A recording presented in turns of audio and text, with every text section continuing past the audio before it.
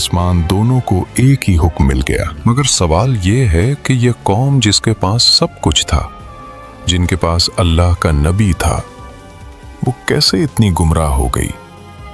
ये कहानी रात के अंधेरे की तरह अचानक नहीं आई, ये सुबह की धुंधली रोशनी की तरह आहिस्ता आहिस्ता आई। एक जमाना था जब ये लोग सिर्फ अल्लाह की इबादत करते थे।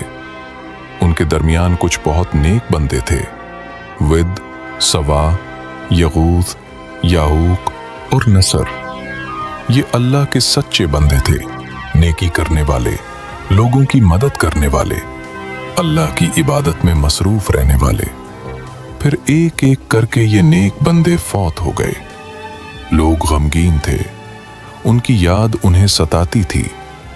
किसी ने कहा, क्यों ना हम इनकी तस्वीरें बना लें, ताकि जब भी देखें तो नेकी की याद आए, इनकी अच्छाइयों को याद रखें।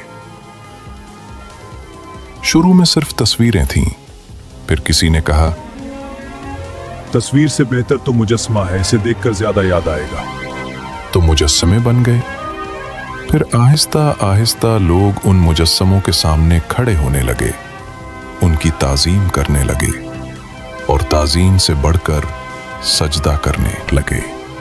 और जब सजदा शुरू हुआ तो फिर इबादत शुरू हो गई। ये शैतान का सबसे पुराना और सबसे खतरनाक हरबा है, आहिस्ता आहिस्ता गुमराह करना।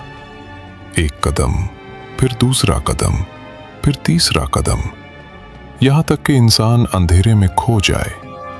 अब कौम दो हिस्सों में बट गई थी। एक तरफ हजरत नूह अलैहिस्सलाम जो पुकार रहे थे, ये पत्थर है, ये तुम्हें ना नफा दे सकते हैं ना नुकसान, सिर्फ अल्लाह की इबादत करो। और दूसरी तरफ कौम के लोग जो अपनी जिद पर उड़े हुए थे। हम उन बुजुर्गों की ताजीम करते हैं, इसमें क्या बुराई है? यही तो हमारे दरमियान बरकत का जरिया है। जब से ये मुजस्समे बने हैं, हम खुश हैं।